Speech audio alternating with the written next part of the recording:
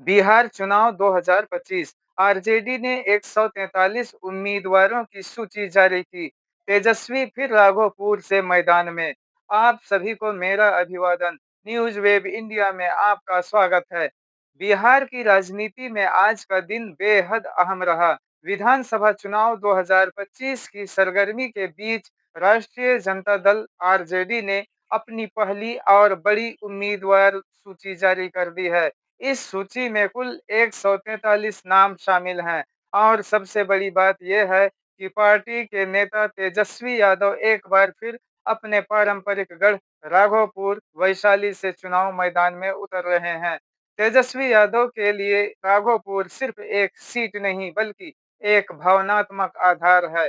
यही सीट कभी उनकी मां राबड़ी देवी की कर्मभूमि रही है और इसी जगह से लालू परिवार ने अपनी राजनीति को मजबूत किया। तेजस्वी ने 2020 के चुनाव में भी यहीं से जीत हासिल की थी। इस बार भी वे इसी सीट से लड़ रहे हैं, जिससे साफ संकेत है आरजेडी अपनी पारंपरिक पहचान को बनाए रखते हुए पूरे प्रदेश में अपनी पकड़ और मजबूत करना चाहती है। बिहार विधानसभा की कुल सीटें 243 हैं। आरजेडी ने इनमें से 143 सीटों पर अपने उम्मीदवार घोषित किए हैं। 2020 में पार्टी ने 144 सीटों पर चुनाव लड़ा था, यानी इस बार लगभग वही आंकड़ा बरकरार रखा गया है।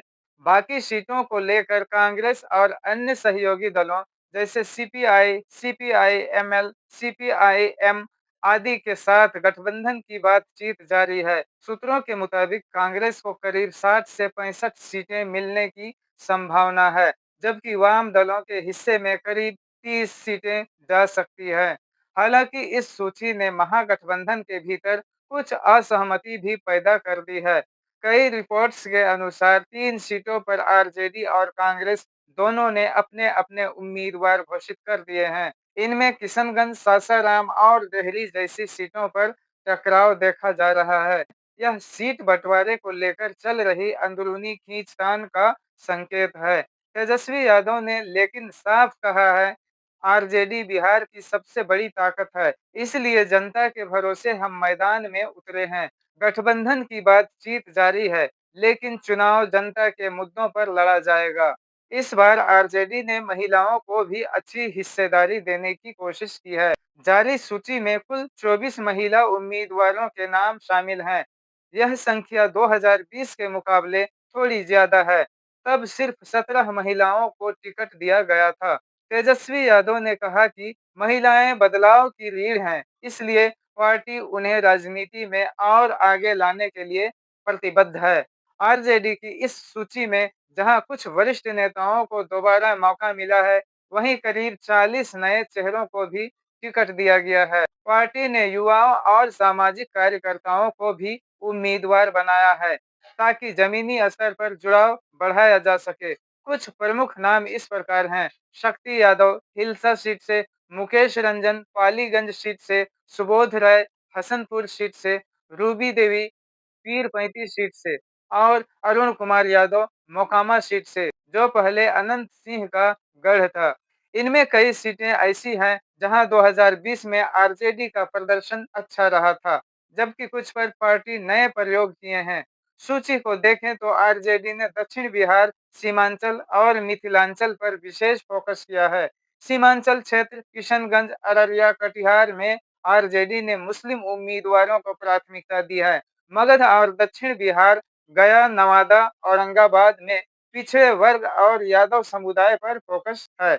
मिथिलांचल और उत्तर बिहार, दरभंगा, मधुबनी, सीतामढ़ी में ब्राह्मण और वैश्य समाज के नेताओं को भी जगह दी गई है, ताकि पार्टी की छवि संतुलित दिखे।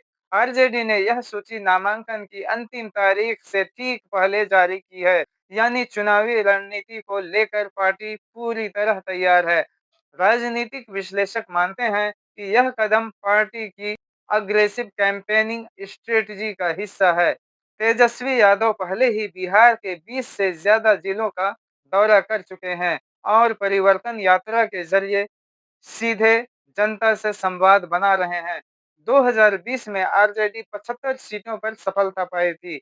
इस बार आरजेडी का लक्ष्य है 2020 के मुकाबले कम से कम 100 सीटों का आंकड़ा पार करना। तेजस्वी यादव ने हाल ही में कहा, पिछली बार जनता ने हमें विपक्ष में बैठाया, इस बार वे हमें सत्ता में बैठाएंगे। वहीं दूसरी तरफ लालू प्रसाद यादव भले ही अब सक्रिय राजनीति से दूर हैं, लेकिन टिकट वितरण में उनकी राय अहम मानी जाती है।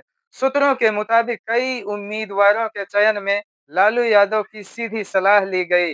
पार्टी के अंदरूनी सूत्रों का कहना है कि लालू यादव ने सामाजिक समीकरणों पर खास जोर दिया और मुस्लिम यादव एमवाई गठजोड़ को मजबूत करने पर फोकस किया। इस चुनाव में आरजेडी का नारा है, बदलेगा बिहार, बदलेगा सरकार, आरजेडी इस बार। पार्टी बेरोजगारी, महंगाई, शिक्षा और किसानों के मुद्दे को मुख्य एजेंडा बना रही है। तेजस्वी यादव के प्रचार में सोशल मीडिया की भूमिका अहम होगी। पार्टी ने एक डिजिटल टीम बनाई है जो फेसबुक, एक्स और यूट्यूब पर वीडियो कैंपेन चला रही है।